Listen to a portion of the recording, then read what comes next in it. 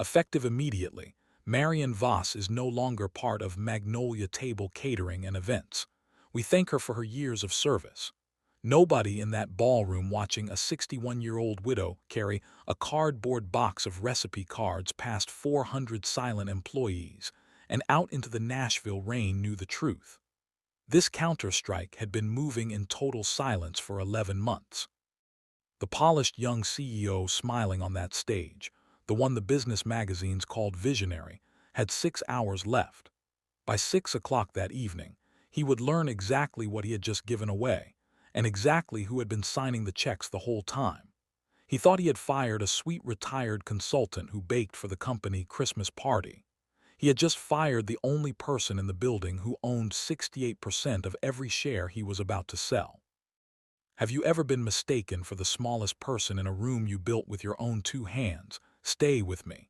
In 6 hours, that mistake gets a price tag. Her name is Marianne Voss.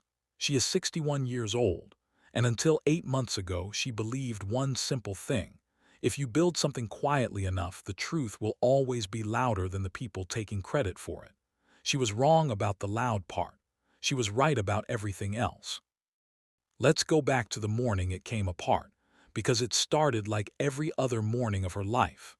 Before we dive deeper, let us know in the comments where you're watching from. We'd love to hear from you. And don't forget to hit that subscribe button so you never miss any of our upcoming videos. 5:40 in the morning. Nashville.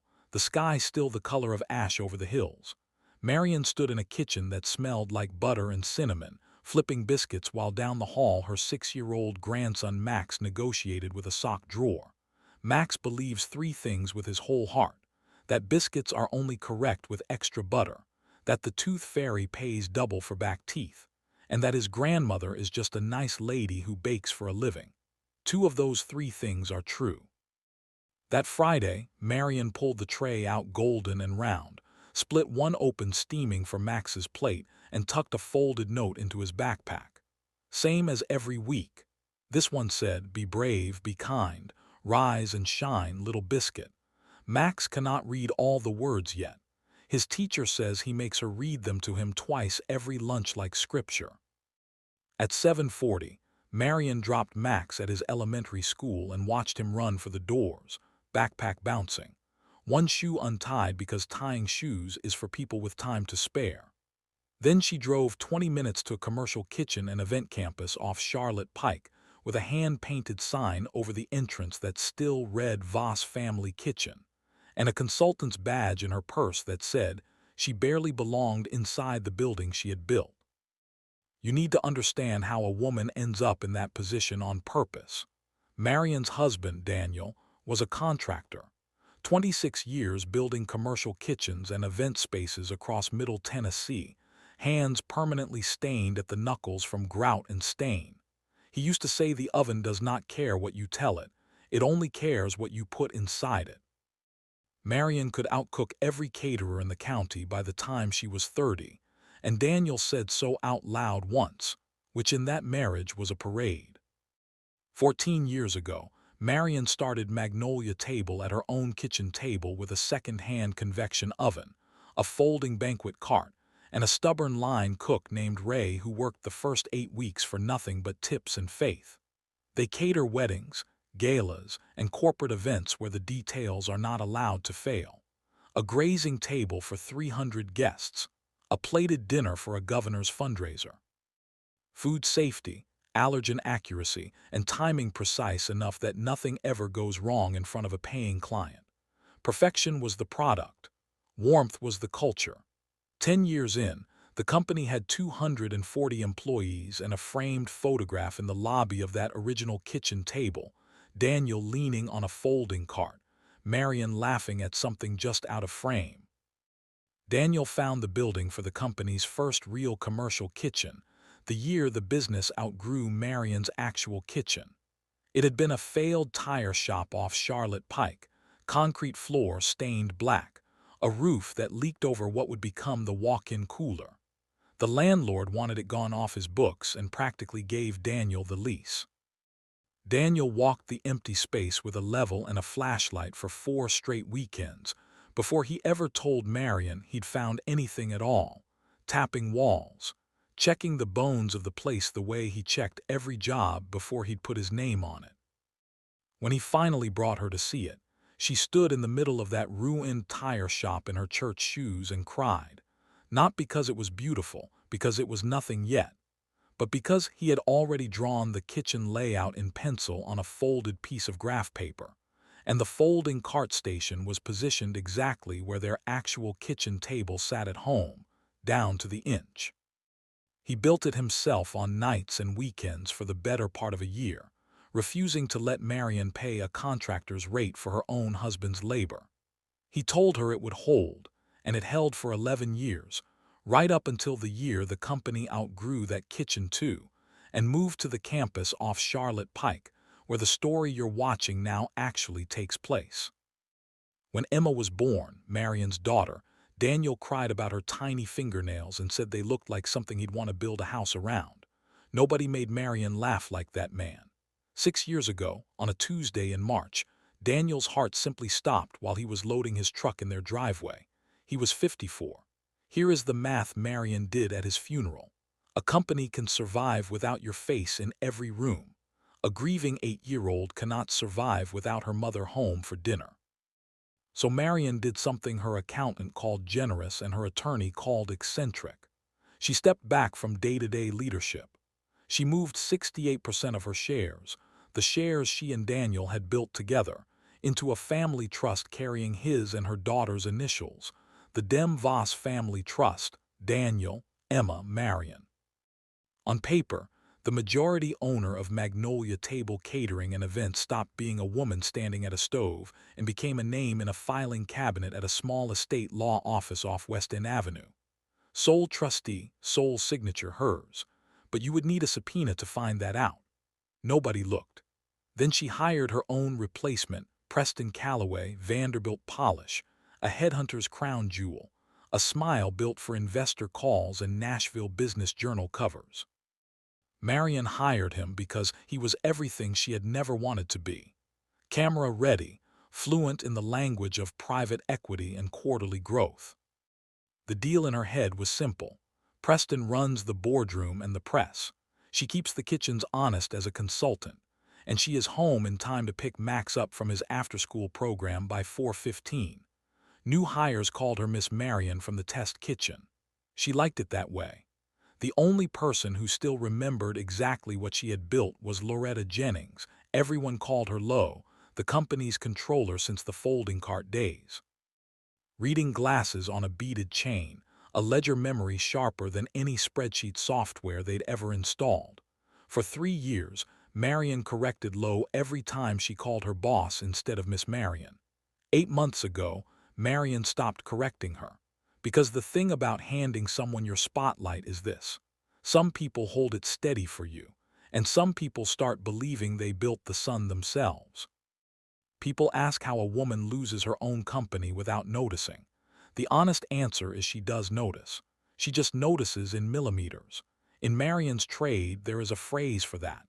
A sauce can break so slowly that every single taste along the way seems fine, and the batch it finally ruins looks like an accident. It never is. Preston's first year, give him credit, was genuinely good. Revenue climbed, new corporate contracts came in, cameras showed up in the lobby twice a month for local news segments about the company's growth. Marianne told herself the attention was the point. She had hired a spotlight, and spotlights get warm to the touch. The drift started in year 2, and it started with the walls. A rebrand, Preston called it. Fresh paint, glass partitions between the offices, a redesigned lobby wall. When the contractors finished, the photograph of the original kitchen table, the one with Ray leaning on the folding cart and Marianne laughing just out of frame, was gone. Marianne found it 3 weeks later in a supply closet, face down in a box marked archive. She stood there holding it for a long time. Then she put it back in the box. She told herself a photograph is not a company. Then it was the story. One Wednesday, Marianne stopped for gas on Charlotte Pike and saw Preston's face on a magazine rack by the register, glossy as a wedding cake. Nashville Business Quarterly. the man who rebuilt a Nashville institution. She read the article standing next to the windshield fluid. 9 pages. Her name appeared 0 times. Daniel's name appeared 0 times. The kitchen table had become, in Preston's words, a humble local starting point. Marianne paid for her coffee, drove to the office, and said nothing. By year 3, the new hire orientation video described the company as founded by a small local team and transformed by visionary leadership. Marianne watched 22-year-olds nod along to it during onboarding. One of them, a sweet new hire in the events department, actually explained the company's history to its own founder in the break room. "Preston built this place from almost nothing," she said. "He's incredible." Marianne refilled her coffee and agreed that he was something. Around that same time, a rival catering company called Southbound Table, started by a former Magnolia events coordinator who had left 2 years earlier on good terms, began quietly circling 3 of Magnolia's largest corporate accounts. Word in the Nashville hospitality circuit was that Magnolia Table had lost its soul since the founder stepped back, that the new leadership cared more about margins than menus, and 2 clients did in fact leave for Southbound that year. Preston's response, in an all-managers email Marianne was still copied on by habit, was to blame the departures on legacy client relationships that predated professional account management, never once nomming Marianne but making the target unmistakable to anyone who had been there from the beginning. Marianne read that email twice, said nothing, and privately began keeping a folder of every client relationship she personally still maintained by phone or handwritten note, a small quiet inventory of the loyalty Preston seemed to believe he had generated himself. You want to know why she stayed quiet? Part of it was the plan she had made at a funeral, but part of it, and let's be honest, was pride dressed up as patience. Marianne did not need her name on a wall. She needed to be home by 4:15. That math still worked. Right up until the Thursday it didn't. Quarterly operations review, 14 people, 1 long conference table. Preston at the head in a suit the color of fresh cream, clicking a heavy silver pen when he wanted the room's attention, a sound the room had learned like a dinner bell.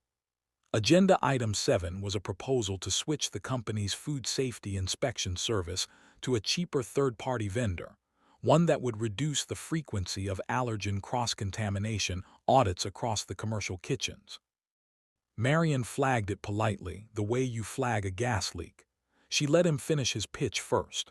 Then he smiled the smile the magazines loved, looked around the table and said, for those who haven't met her, Marianne is a consultant. She consults on recipes. A pause timed like a comedian's. "Marianne, sweetheart," he said, "the audit frequency is a compliance formality at this point, and frankly it's a line item I keep having to defend to the board as legacy overhead. Legacy overhead." The room did the thing rooms do. A few people laughed because he was watching them laugh. A few stared at their notepads. Marianne looked at him for a moment and saw something she had not let herself see before. He was not cutting costs. He was performing an execution, and she was the prop. She did not argue. A woman who has run commercial kitchens her whole life knows you do not win a fight with an open flame by yelling at it. You cut the gas. So she said, noted, and wrote 1 word on her legal pad. The word was drift. After the meeting, an events coordinator caught up to her by the elevators. She checked the hallway both ways like someone crossing traffic and whispered that she was sorry about all that. That is what fear smells like inside a company. Apologies delivered like contraband. Marianne told her she had nothing to apologize for. Then she went down to the kitchens and quietly flagged every allergen and food safety audit for the coming quarter under her own founder's authorization code, the one that still worked because nobody had thought to revoke it. If Preston wanted to gamble with a marketing budget, fine. Nobody gambles with 300 wedding guests eating shellfish they didn't know was in the sauce. That night Marianne stayed late. Empty test kitchen, 1 desk lamp, a stack of vendor invoices, and a red pen. Coffee going cold beside her. If he wanted to call her overhead, fine. Overhead reads everything. It took her 4 hours to find it. A vendor called Ridgeline Advisory Partners, strategic brand consulting, $28,000 a month, invoices as vague as horoscopes, market positioning support, stakeholder alignment services, no deliverables anywhere in the file, no work product, no contact name anyone in the building had ever actually met. The billing had started small 2 years back and grown like something left too long in a warm room. Total so far, just under $1,100,000. And the dates told their own story. Every invoice spiked in the weeks before a board meeting, as if someone were topping off a fund right before the people with real questions sat down. Marianne traced the LLC filings the way she traced a supplier that had started cutting corners on portion weights, following the paper instead of the promises. The trail ended at a registered agent, and behind the agent, a townhouse in Brentwood, Tennessee. She knew the name on the deed before she finished reading it. Grant Calloway, Preston's younger brother. The same man who had toasted the company at last year's holiday party with a glass of the company's own champagne in his hand. Marianne sat in that empty test kitchen and felt something worth describing carefully because you have probably felt it too. Not rage. Rage is loud. This was quieter and heavier, like watching a slow leak in a roof her husband had framed with his own hands. Rage makes a person careless. This made her exact. Monday morning, she asked Lowe to stay after the payroll run and close the office door. "I need you to start keeping real records," she said.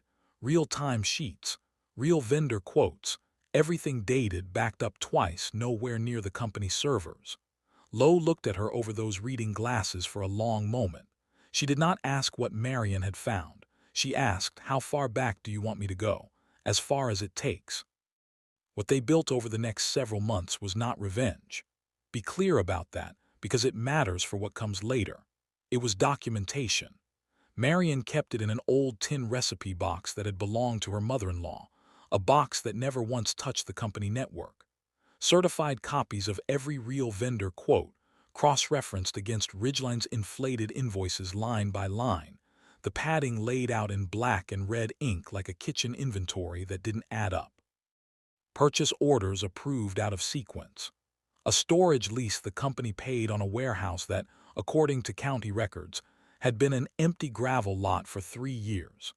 And the emails, deleted from the shared inbox but not actually gone, because nothing disappears when the backup system was set up by a woman who still keeps paper receipts in a shoebox out of habit. There was a night early in the process when Marianne and Lowe seriously discussed simply going to the police with what little they had so far. They sat in Marianne's kitchen with the recipe box open between them, the Ridgeline invoices spread across the table, and Lowe asked the only question that mattered. What happens if we hand this over now and it isn't enough? Marianne had already thought it through. A partial case against a well-represented CEO with a magazine cover and a spotless public reputation would likely stall, get characterized as a disgruntled former executive's grudge, and give Preston every reason to accelerate the sale before anyone dug further. An incomplete case was worse than no case at all, because it would spend their only real advantage, surprise, for nothing.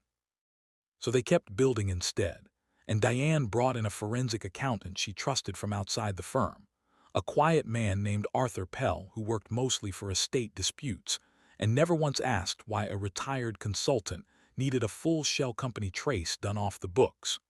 Pell was the one who found the second smaller shell, a marketing entity registered in Delaware that had received 4 payments from Ridgeline itself, money moving one more layer away from Grant's name before it landed. Eventually, in an account that also paid Preston's country club dues. That single detail, the club dues, is what convinced the federal prosecutor's office 9 months later that this had never been a legitimate consulting arrangement at all. One email thread between Preston and Grant, 8 months old, ended with a line Marianne must have read 50 times. "Keep it quiet until the trust situation clears. After that, none of it matters. Hold on to that sentence. We will come back to it." Marianne hired Diane Acaffer that same week, the attorney who administers the filings for the Voss family trust. A calm, precise woman who bills in 6-minute increments and has never once raised her voice in Marianne's presence. Marianne told her everything. Diane listened the way a good surgeon listens, then said two things. First, that Tennessee allows one-party consent to recorded conversations, so Marianne could lawfully record any conversation she was personally part of. Second, that she should buy a very good recorder. Marianne bought two. One lived in her purse. The other lived in her car in case the day ever came when the purse did not make it out of the building. Then came the Regional Hospitality Summit in early spring, a gathering of Tennessee's biggest catering and events companies at the convention center downtown, where Preston was invited to give a keynote on what he called reinventing legacy hospitality brands. Slide 14 of his presentation featured Marianne's own signature dish, a bourbon-glazed short rib she had developed over 2 years specifically for the company's highest-end galas, the recipe she still hand-tested every autumn before wedding season. On the screen, under a photograph of the plated dish, it read, "Innovation in Modern Southern Cuisine, developed under my leadership." The room applauded. Preston bowed his head slightly, humble as a man accepting an award he had personally engraved. Marianne was not in the audience. Lowe was, representing the finance department, and she called Marianne from the parking garage afterward, so angry her voice shook, reading the slide back to her word for word. Marianne listened, thanked her, and hung up, and added one more item to the recipe box that night, a printed copy of the original test kitchen notes for that dish, dated and signed by her own hand 3 years before Preston had ever set foot in the building. Then came the Thursday that still wakes her up some nights. Diane called her cell phone at 4 in the afternoon, her voice flat in the specific way a lawyer's voice goes flat when she is being careful. "Marianne," she said, "I need you to tell me whether you signed a delegation of voting authority in March, 3 years ago." Marianne stood very still in her kitchen. "I have never signed a delegation," she said. "Then someone signed it for you," Diane said. It arrived by courier that morning, backdated, notarized by a commission that had expired 16 months before the date printed on the page. It names the company's chief executive as authorized proxy for the trust shares, and it carries your signature, not a forgery scrawled by hand, a perfect one because it came from a rubber stamp. Years earlier, back when Marianne signed every single catering contract personally, the company had ordered her a signature stamp for high-volume paperwork, a standard thing. Plenty of small businesses have one. Hers had been sitting in the executive office safe for 4 years, in a drawer she no longer had a key to, 2 feet from where Preston hung his tailored blazers. Forgery is not a small word. It is not a misunderstanding you talk through over coffee. It is a decision someone makes on purpose, believing the person they are stealing from will never look closely enough to catch it. Preston had looked at a dead man's initials on a trust and a widow's quiet consulting title, decided the woman behind them was too small to check, and pressed her own name onto paper like it was a tool he had found lying around the office. The proof that Marianne had been right about the audits arrived on a Saturday in September, and it arrived the way these things usually do, quietly, and almost too late to matter. A 400-guest wedding reception at a historic estate outside Franklin, the largest single event on the company's calendar that quarter, catered under the cheaper third-party food safety vendor Preston had pushed through over Marianne's objection. Marianne was not supposed to be there. She had officially stepped back from event oversight years earlier, but something about the vendor's paperwork had nagged at her all week, so she drove out that evening anyway, telling herself she only wanted to see the dessert table set up properly. She was standing near the kitchen tent when a bridesmaid went pale and grabbed the edge of a table, her throat visibly tightening within seconds. Tree nut allergy, severe, and the almond-crusted salmon that had replaced the originally planned dish, a substitution made 2 weeks earlier by a junior chef trying to hit Preston's new tighter food cost targets, had never been flagged on the allergen card, because the cheaper compliance vendor had stopped requiring updated allergen paperwork for last-minute menu substitutions. Marianne had an epinephrine auto-injector in her kitchen bag out of decades of habit, and she used it. And she stayed with the young woman's family until the paramedics arrived, and the bridesmaid was fine within the hour. But Marianne sat in her car in that gravel parking lot afterward and shook for the first time in years. Not from fear exactly, but from the precise knowledge of how close 400 people had come to remembering that wedding for the worst possible reason. Over $28,000 a month in savings that weren't actually savings at all. She did not go to Preston about it. She had learned by then that going to Preston about anything simply fed him information he would later use against her. Instead, she went alow the following Monday with the allergen paperwork from that event sitting on top of the recipe box, and she said something Lowe would repeat back to her, months later, in the boardroom, as part of the case. This isn't about who gets credit anymore. This is about what happens the next time nobody catches it in time. From that Saturday forward, the recipe box stopped being only about invoices. It became about every single corner that had been cut in the name of a valuation Preston wanted to protect, and Marianne stopped feeling even the smallest flicker of guilt about what she and Lowe were building. Emma found out about the wedding almost by accident, when Marianne came to pick up Max looking pale enough that her daughter asked what was wrong twice before Marianne finally told her a version of the truth. Emma, 34 and normally the gentlest person in any room, went quiet for a long moment and then asked her mother directly whether she was building some kind of case against Preston. Marianne did not lie to her daughter. She told her everything, the invoices, the shell company, Lowe, Diane, the recorder in her purse. Emma sat with that for a full minute at the kitchen table, and then she asked only one question. Is Max safe? Marianne told her yes always, that none of this touched him, that this was about protecting the company her father had helped build with his own hands, brick by brick, kitchen by kitchen. Emma nodded slowly and said she wanted to help however she could, and from that point on, whenever Marianne needed a quiet place to keep a physical copy of something outside company reach, it lived, unlabeled, in a shoebox on the top shelf of Emma's hall closet, 3 miles from anyone who might think to look. That night Marianne drove out to Radnor Lake and sat in her car facing the water, the city lights smeared orange against the black surface, a heron somewhere in the reeds she couldn't see. She thought about Daniel's flannel shirts still hanging in the hall closet because she couldn't bring herself to donate them.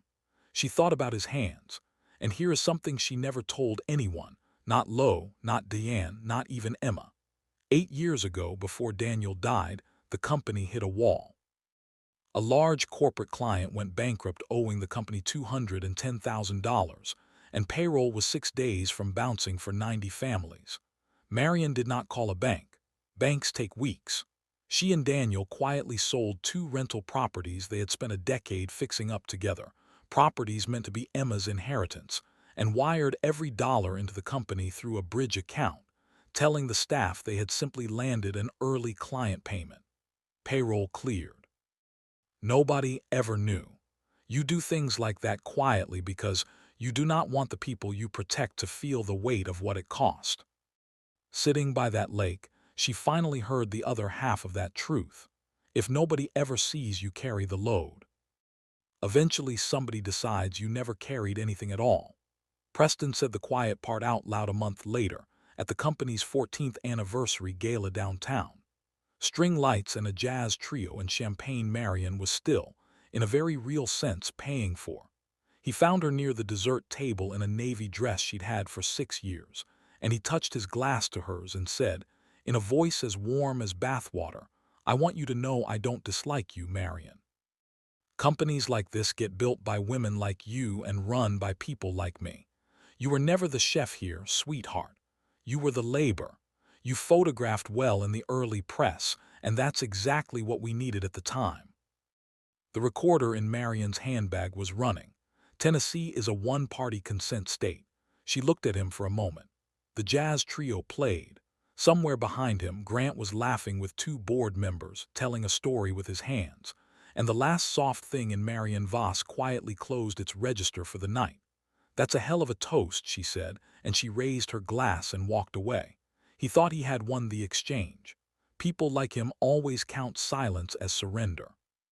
Here is what he was actually doing while the trio played, bleeding the company to buy it cheaper for himself and Bellwood Capital. The Ridgeline invoices had nearly doubled. Two large catering contracts got quietly repriced below cost, dragging the company's valuation down on purpose. And in October, a restructuring memo leaked onto the kitchen floor with 55 names penciled in for layoffs. Marianne read the list in the break room with her coffee going cold. Ray's name, the line cook who had worked 8 weeks for tips and faith, was 11th. His daughter is at Middle Tennessee State on the scholarship program Marianne had started years earlier. That list was Preston lowering the company's price tag with a red pen, 55 families at a time. That is when Marianne stopped being a woman gathering evidence and became a woman choosing a date. Lowe found the date for her, a calendar invite forwarded through 3 assistants. Signing ceremony, Bellwood Capital Acquisition. Friday, 5 o'clock, 12th floor conference room. Bellwood's team was flying in from Chicago. The forged delegation would let Preston vote the trust shares in favor. Wire transfers were queued for Monday morning. After that, none of it matters. Now you know exactly what that sentence meant. Once the sale closed and the money crossed state lines, unwinding it would take years and Marianne might not win at all. So Diane prepared the paperwork through 2 sleepless nights. Revocations, certifications, a criminal referral packet with the recipe box documentation scanned cover to cover, everything dated, sealed, ready to file. The plan was to serve it all quietly Friday morning before the signing ceremony. Preston changed the schedule on her. Friday morning, he called an all-staff town hall instead. Every location, every site on the live stream, rain hammering the parking lot outside the ballroom that smelled like wet coats and burnt coffee. He stood on stage in cream and pearls of confidence and announced a transformational partnership with Bellwood Capital. Applause, thin and polite. And then, with the cameras rolling, he looked down at his note cards and smiled like a man opening a gift he'd wrapped himself. Effective immediately, Marianne Voss is no longer part of Magnolia Table Catering and Events. We thank her for her years of service. 400 heads turned. A camera found Marianne against the back wall, between a stack of folding chairs and a fire extinguisher. Security was already moving. 2 young men she had trained herself on kitchen safety protocol, so ashamed they could not look up from the floor tiles. Somebody's phone was streaming, and a young intern from the company's own social media team actually pushed a microphone toward her on the way out and asked if she had any comment. Understand this about that moment. Marianne was not crying. She was not raising her voice. Her pulse barely moved, and that was not toughness. It was arithmetic. Preston had just fired her in front of every witness in the company, on camera, 6 hours before he needed nobody looking at him too closely. He had also just handed her the cleanest stage a counter-strike ever gets. On her way out, Marianne stopped at the supply closet and took one thing, a photograph face down in a box marked archive. Ray, a folding cart, a kitchen table, Daniel laughing just out of frame. Then she stood under the awning, rain coming down in sheets, took out her phone and called Lowe. Lowe picked up on the second ring, and through the glass doors Marianne watched Preston up on the stage shaking hands with a man from Chicago. "Let them go," Marianne said. "Every one of them we discussed." A pause, not surprise. The quiet of a woman who had been waiting 11 months to hear exactly those words. "Understood," Lowe said. "I'm on it." Marianne hung up and called her daughter's number next and asked Emma to grab Max from his after-school program and start the biscuits without her, because Friday is biscuit morning turned biscuit evening this once, and some traditions do not get broken over a bad day at the office. Marianne stayed quiet for 11 months while a rubber stamp of her own signature rented out her name. Comment 1 if that patience was wisdom. Comment 2 if it let him go too far. Lock your answer. The next 6 hours decide who's right. Then she looked at her watch. 10 past 11 in the morning. The signing ceremony was scheduled for 6 hours, 11 months, one stamp with her name on it, time to go collect her table. At 4:40 that afternoon, the 12th floor conference room looked like a magazine spread. Rain streaking the glass wall over the city skyline.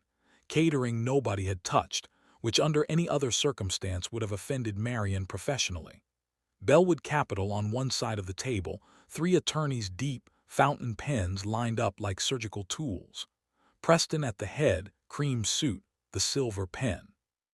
Grant lounged 2 seats down, tie loosened, wearing the confidence of a man who believed the hard part was already finished. The signature pages sat in the middle of the table in flagged stacks, 68% of Marianne Voss's entire life dressed up in tabs that said "Sign here." Marianne rode the elevator watching the floors climb, wearing the same rain-damp cardigan she had been fired in. Diane Acaffer stood on her left with a litigation case. Lowe stood on her right, holding a thin folder and a flash drive, reading glasses pushed up into her hair like she meant business. The doors opened. The two young security guards from that morning were posted at the conference room entrance. The taller one looked at Marianne, looked at Diane, and stepped aside like a man grateful for the excuse. They walked in mid-sentence, Preston's sentence, and it died in the air. For one full second, nobody moved. Then the silver pen clicked twice fast. Marianne, his voice went for boardroom and almost made it. "You cannot be in this building. You were separated this morning. Gentlemen, I apologize. This is a former consultant with hurt feelings, security." Neither guard moved. Loyalty or curiosity, either one did the job that day.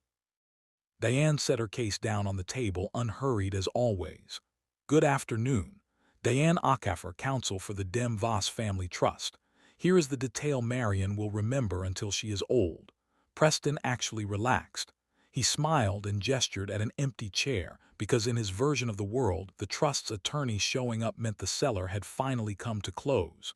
He pulled the chair out himself. "Wonderful," he said. "We were told the trustees preferred to sign remotely." "There are no trustees," Diane said. "There is one trustee." She let that sit for a beat. "Before we address that, a housekeeping question for the record. Mr. Calloway, this transaction relies on a delegation of voting authority executed 3 years ago in March. Who signed it?"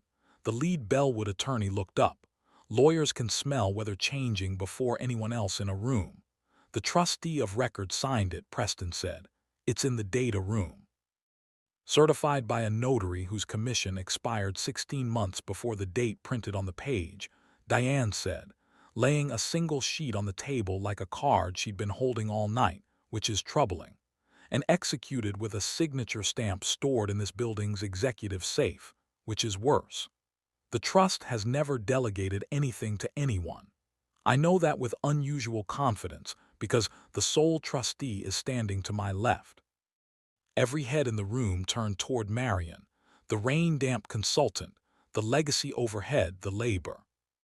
"Marianne Voss," Diane said, "sole trustee of the Dem Voss Family Trust, sole signatory on its shares, legal guardian of its designated beneficiary, owner through the trust of 68% of Magnolia Table Catering and Events.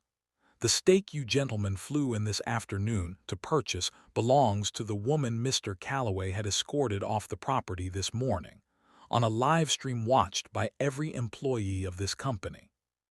Silence has a weight. Marianne had read that once months earlier in her own handwriting inside a recipe box, and now she finally got to feel it from the good side of the table. Preston laughed, one short note, the kind meant to invite the room to laugh along with him. The room declined. "That's absurd," he said. "The trust is her late husband's estate. It's managed by attorneys. Marianne was a culinary consultant. She bakes biscuits." He looked at the Bellwood partners and his composure cracked straight down the middle. "She's the labor. That's all she's ever been. Ask anyone." He turned on Diane. "Your firm refused to confirm the trustee's identity twice this year. A stake nobody claims is a stake nobody's watching. Any buyer would assume." "Assumptions are not due diligence, Mr. Calloway," Diane said. "They are confessions with better posture." "Play it," Marianne said quietly. Lowe plugged the flash drive into the room's console, and Preston Calloway's own voice filled his own conference room, warm as bathwater over his own speakers. "You were never the chef here, sweetheart. You were the labor." His face went the color of his shirt collar. "You're right about one thing," Marianne said, her voice level because 11 months buys a woman level. "I am the labor. This morning you fired the labor in front of 400 people on a company live stream. This afternoon the labor owns every share in this room." The lead Bellwood partner closed his leather portfolio. It made a small click, and that click was the loudest sound in the room all day. A deal dying does not sound like thunder. It sounds like a folder closing. "Mr. Calloway," he said, standing, buttoning his jacket, "Bellwood was presented a clean cellar and clean financials. We appear to have neither. We're withdrawing. Our counsel will follow up regarding the representations made to our fund." His eyes flicked to the forged delegation, then to Preston. "Personally made." Diane slid one last envelope down the table. Preston stopped it with 2 fingers like it might bite him. "Notice of an emergency session of the board of directors," Diane said, 7 o'clock tonight. "The trust holding 68% has already voted its shares. You are suspended as chief executive, effective immediately, pending review of the items in that envelope. Effective immediately." Marianne had not chosen those words for him. He had taught the entire company that phrase himself that very morning, and she has always believed in reusing good tooling. She picked up one of the flagged signature pages, looked at the tab that said "Sign here," and set it back down without a word. "Nothing at this table is for sale," she said. "Board meeting at 7. Bring a pen." The board convened at 7 in that same room, and it smelled like cold coffee and consequences. Diane walked the directors through it without ever raising her voice. The Ridgeline invoices laid against real market pricing, $1.4 million skimmed. The phantom storage lease. The catering contracts repriced below cost. The recovered emails, including the line that said "none of it matters." The delegation with a dead notary seal and a stolen signature stamp. Then the recording played once, start to finish, while Preston studied the tabletop and the director studied him. He tried twice. The first attempt was polish. "This is a coordinated misreading of routine business decisions, and I would welcome an independent review." Nobody blinked. Accountants do not misread a gravel lot pretending to be a warehouse. The second attempt was quieter, and it was aimed at Marianne. "Marianne, we can handle this quietly. There is a version of tonight that doesn't embarrass anyone.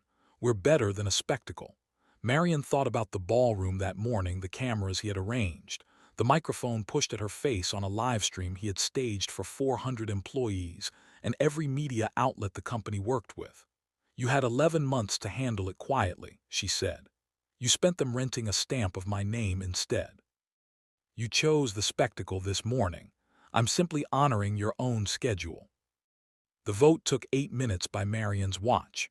8 minutes to unwind 4 years of borrowed credit. Removal for cause, unanimous, with one abstention from a director who had golfed with Preston too often to meet anyone's eyes comfortably. The forged delegation went to outside counsel with a full referral packet. Preston's corporate card was deactivated while he was still sitting in the chair. And Lowe had not been idle since 11:10 that morning.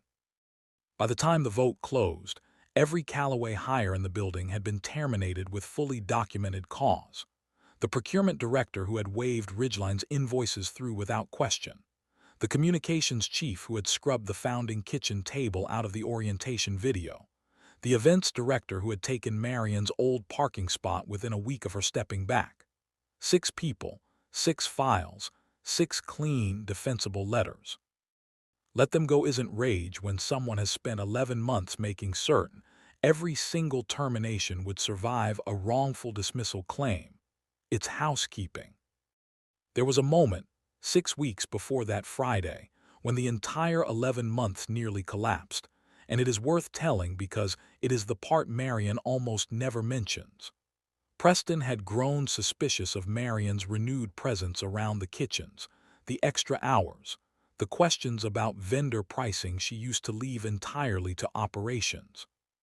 He asked his assistant to have Marianne's office access badge logs pulled for the previous quarter. Curious what she'd actually been doing on nights, she was supposedly no longer needed in the building. Lowe intercepted the request before it reached it. on the thin pretense that badge logs fell under her department during a payroll audit, and quietly told Marianne that same afternoon that the walls had started listening back. For 3 days after that, Marianne did not touch the recipe box at all.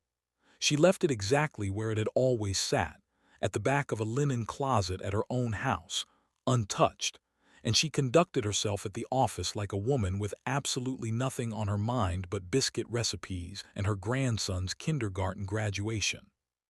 She let Preston see her leave promptly at 4:15 every single day that week, whistling, unbothered, because the surest way to make a suspicious man stop looking is to become boring again.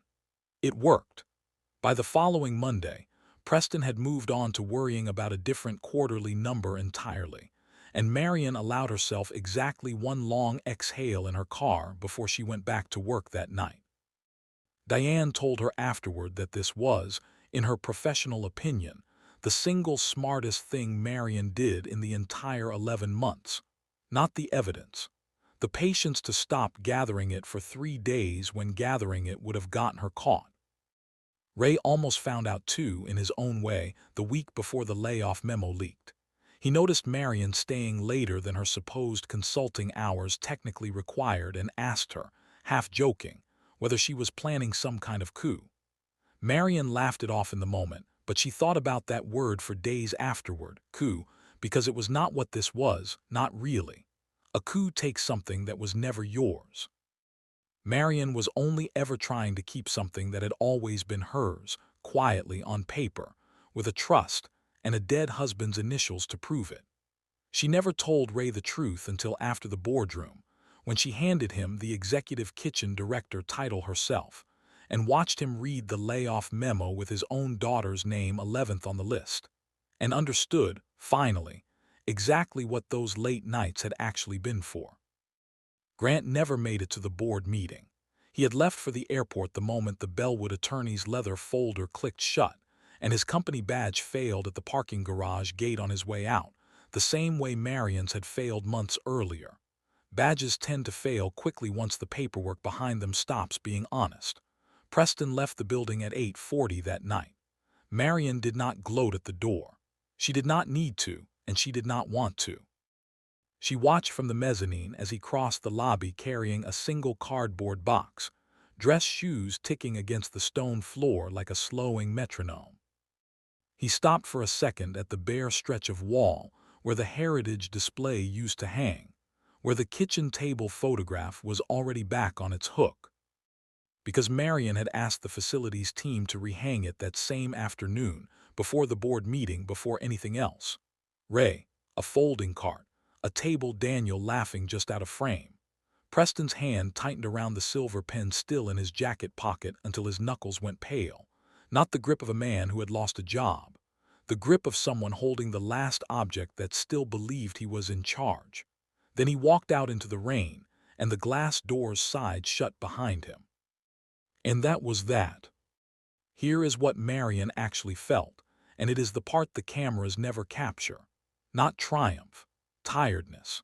The specific tiredness of setting down something heavy you have carried so long your body forgot it was carrying anything at all. She stood on that mezzanine while the evening cleaning crew buffed the lobby floor, and she let out a breath she had been holding since a Thursday 11 months earlier. Then she looked at her watch and left before the directors finished shaking hands, because it was Friday, and Friday has a standing appointment on it. She was home by 9. The kitchen smelled like butter and cinnamon. Emma had left a note on the counter in careful teacher's handwriting. He ate 4, negotiated for 5.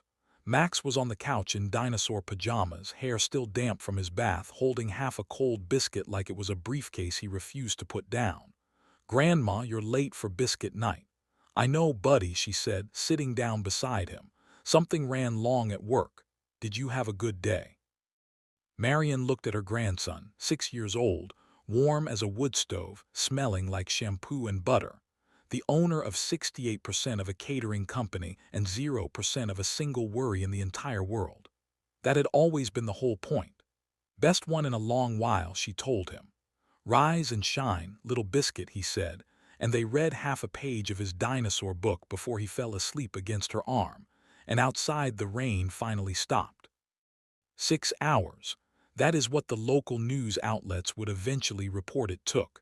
They were off by 11 months, but headlines were never built for women like Marianne Voss. Justice, real justice, does not arrive like a courtroom drama with music swelling under a gavel. It arrives the way good cooking does, in passes, each one reducing a little more until what is left is the true shape of what someone actually did. The independent forensic audit took 11 weeks. 2 accountants from an outside firm lived in the 12th floor conference room with a coffee maker and no discernible sense of humor. When they finished, the number had grown teeth. $1.9 million routed through Ridgeline and 2 smaller shell entities. A phantom storage lease. Catering contracts repriced below cost specifically to bruise the company's valuation ahead of a sale. And the centerpiece, framed in legal exhibit tabs instead of investor slides, 1 backdated delegation of voting authority, 1 expired notary commission, 1 signature stamp that had left an executive safe and found its way onto paper it had no business touching.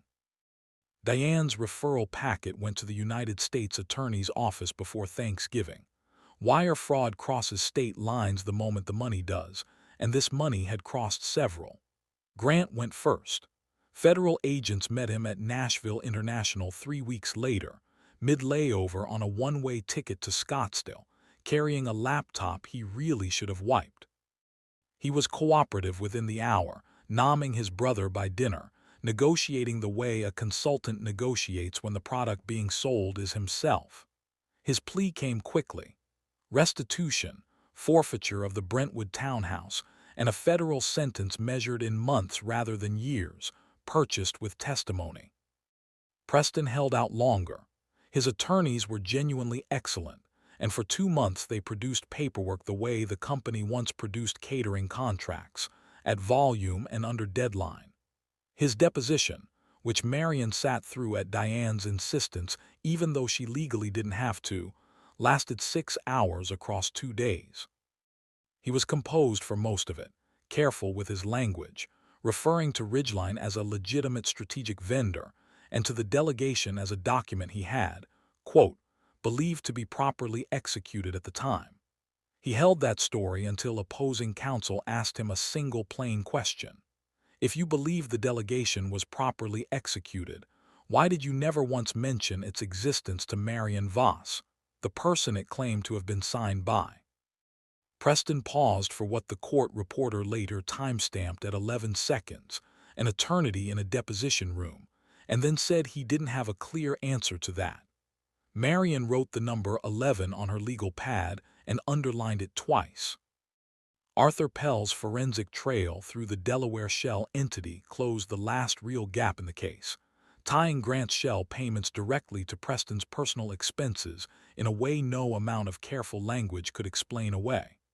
But recordings are stubborn things, and Tennessee is a one-party consent state, and the man on that recording had explained his entire philosophy in his own voice at his own company's anniversary gala. When the notary's commission records were subpoenaed, and the paralegal who had actually fetched the stamp from the safe described the drawer, the date, and who had asked her to bring it, testifying quietly and without a single note in front of her, Preston took a plea in the spring. Wire fraud, and 1 count tied to the forged instrument. Full restitution, paid in part through the sale of a lake house Marianne had apparently helped finance years earlier without ever knowing it. A permanent bar from serving as an officer or director of any public or majority family-owned company, and 30 months in a federal facility, followed by supervised release. The judge, a measured woman with a caterer's patience for detail, said something at sentencing that Marianne wrote down on an index card afterward. The defendant did not steal because he lacked money. He stole because he believed the woman he was stealing from lacked the standing to object. Standing. Attorneys use that word one way. Marianne uses it another. Both fit. The magazine flipped because magazines do. Nashville Business Quarterly ran a new cover in April. Marianne's photograph this time, taken in front of the restored kitchen table wall in her actual apron because she declined their stylist. The headline read, "The founder they erased." She did not frame it. 9 pages, and the only sentence she gave them was this: "I built a company quietly, and quiet got mistaken for absent." That is the whole story. Actually, that is not quite true. She gave them 2 sentences, but the second one went to somebody else. The young intern from the social media team, the one who had pushed a microphone at her on the worst morning of the whole affair, asked if she would finally answer her question. "Any comment, Miss Voss?" Marianne told her yes. Never apologize for asking the question. It was the only honest moment of that entire live stream. The intern runs the communications department now. The orientation video was reshot within a week. It opens with the kitchen table photograph, and it names Ray by name. Inside the kitchens, repair looked like paperwork too, just the good kind. The 55-name layoff list went through the shredder publicly in the break room, with coffee and actual biscuits. Nobody was let go. The food safety audits went back to full frequency with the certified vendor. And the 2 kitchen supervisors who had been quietly demoted for asking too many questions got their titles restored, with back pay calculated to the exact dollar by Lowe, who cried once briefly at her desk, and then denied it entirely. Lowe became chief financial officer, which mostly meant the title finally caught up to the truth. Ray, the line cook who had worked 8 weeks for tips and faith, became executive kitchen director. People asked why Marianne did not take the chief executive chair back for herself. She told the board the truth. "This company needs a full-time chief executive. Max has a full-time grandmother. Those are both real jobs, and she knows exactly which one she is irreplaceable at." She kept the chairman's seat, her apron, and the 415 pickup line. The scholarship program got its full name back. Daniel's name stitched onto new culinary school jackets for 8 incoming apprentices every year. On the first day of the new class, Marianne stood in the back of the test kitchen and watched a 19-year-old from a culinary program in Murfreesboro fold egg whites like they owed her money. And she thought about Daniel's old level, the one he used to tap against a wall before he trusted it, and she had to step into the hallway for a minute. The bridesmaid from that September wedding, whose name was Callie, reached out to the company that winter, once the story had made the local news, just to say thank you and to ask, half joking, whether Marianne remembered her at all among 400 guests. Marianne remembered her exactly, the color she had gone, the auto-injector's cap rolling under a folding table. She wrote Callie a long letter by hand, the only one she sent out of everything that happened that year, and at the bottom of it she included the full corrected allergen protocol the company now used for every single event, in case Callie ever needed to hand it to a caterer of her own one day. Callie framed the letter. It hangs, Marianne is told, in her own kitchen now, next to a photograph from the wedding. Some inheritances you rebuild. Some rebuild you. One Saturday in June, Marianne drove out to a specialty kitchen supply auction alone. A vendor there had somehow ended up with her mother-in-law's original stand mixer, the one Marianne had sold years ago during a lean stretch nobody in the family ever talked about. The dealer recognized her before she said her name, which meant he had read the magazine. Marianne asked what it would take to get it back. He looked at her for a long moment, then said it had never really been for sale. He had just been holding on to it. Marianne paid him exactly what he had originally paid her, not $1 more, because that is what was asked. The mixer sits in the test kitchen lobby now, beneath the restored photograph, with a small brass plate that reads, "Every table is built by somebody's hands." Next to that photograph hangs one more frame, Daniel at a folding cart with a level under his arm, the day he decided a woman's steady hands were worth building a kitchen around. And one true thing about Preston, because carrying hatred is heavy, and Marianne already carries a 6-year-old in a company. During the civil depositions, she learned his mother had spent almost 30 years as an underappreciated assistant at a downtown firm, her name never once on the door. Preston grew up watching that and swore it would never happen to him. Somewhere along the way, being seen stopped being a reasonable goal and became the entire religion. Credit was never vanity to him. It was oxygen. That does not excuse a stamp of another person's name pressed onto a forged page. Nothing excuses that. But it let Marianne set the anger down, and setting things down, it turns out, is a skill a person can get better at with practice. The last piece of paper in this part of the story is small, a cashier's check, the first restitution installment. Lowe deposited it on a Tuesday and printed the confirmation for the files. Marianne slipped it into the back of the old recipe box, closed the lid, and has not opened it since. 3 months later, on a Saturday morning, the Voss kitchen table was covered in flour, and a batch of biscuits was rising under a dish towel in the middle of it, dough a little lopsided because Max had done most of the cutting himself. Syrup on his chin. Extra butter because Saturday is negotiable.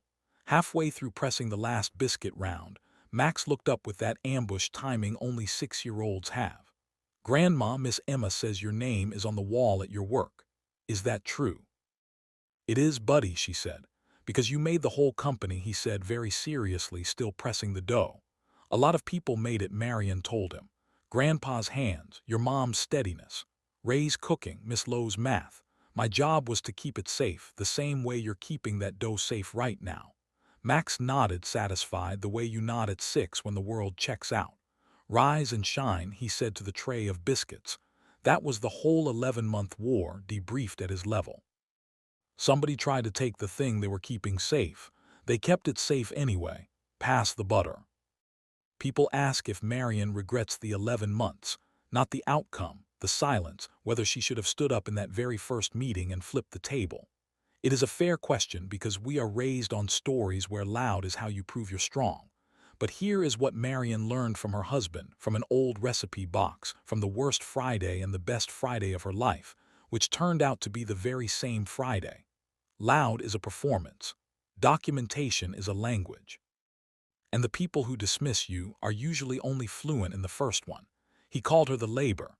He wasn't wrong. He just never read the fine print on that word. Labor is what holds a thing up. Labor is what carries the weight when nobody's watching. Labor, given 11 patient months, is what walks into a boardroom at 4:40 on a rainy Friday afternoon and sets the whole building back onto its foundation without ever raising its voice.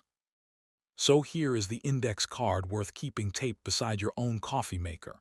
If somebody at work, in your family, anywhere in your life, ever tells you that you're just the help, just the labor, just the quiet one, do not argue with them that day. Do not perform for a room they control. Go home. Write down exactly what they said, the date, and what you actually built. Read it back out loud in the morning. If it still sounds like respect in daylight, let it go. If it sounds like a bill wearing a compliment's clothing, start your own file. Keep it dated. Keep it backed up twice. Because patience without proof is just suffering. But patience with proof is a loaded spring, and the people who mistake your silence for weakness are always the ones telling you exactly how they plan to lose. There is a stand mixer in a test kitchen lobby now with a mother-in-law's fingerprints worn into the handle. There is a 6-year-old asleep down the hall who will never remember any of this. And if Marianne does her job right, the most interesting thing about his grandmother will always be the biscuits. That is the legacy. Not the shares. Not the wall. The version of yourself your grandchild copies when he thinks nobody is watching, tongue between his teeth, pressing the dough carefully, measuring twice. Now I want to hear from you. Have you ever built something quietly and watched somebody louder collect the credit? What did you do about it? Tell me in the comments. I read every single one. If this story hit you somewhere real, share it with one person who has ever been called just the help. And subscribe because we tell the quiet owners stories here every single week. I will be honest about why I told you this one. It is not the boardroom. It is the biscuit notes tucked into a backpack. I keep meeting people who carry entire companies, entire families on their backs and get called just anything. Just the help, just the assistant, just the sweet one. If that is you, this story is your index card. Quiet does not mean absent. Underestimated does not mean beaten. Write things down. Stay kind. Stay patient. And when your moment finally comes, you will not need to raise your voice either. The receipts will do the talking. And if nobody has told you lately, what you build counts, even before your name is back on the wall.